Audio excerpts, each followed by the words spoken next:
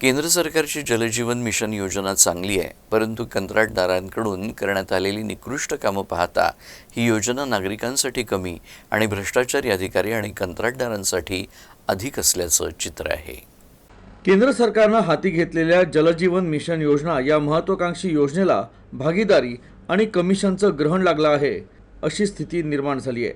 आर्णी तालुक्यात कोट्यवधी रुपये खर्च करूनही जलजीवन योजनेतून नागरिकांच्या समस्या सोडवण्यात संबंधित विभागाला अपयश आलं आहे। आर्णी तालुक्यातील काही ठराविक गावांमध्ये कामं अर्धवट सोडून कंत्राटदार गायब झाले आहे। काही ठिकाणी झालेल्या कामावर पाणी न टाकल्यानं येणाऱ्या काळात बांधकाम कोसळण्याचीही शक्यता आहे, तर काही ठिकाणी काम व्यवस्थित झालं नसल्याची ओरड आहे। तर शासनाचा निधी सर्रासपणे उडवण्याचा सपाटा सुरू आहे। अशावेळी वरिष्ठ प्रशासकीय अधिकारी करतात तरी काय, अशी दबक्या आवाजात नागरिकांमध्ये चर्चा सुरू आहे।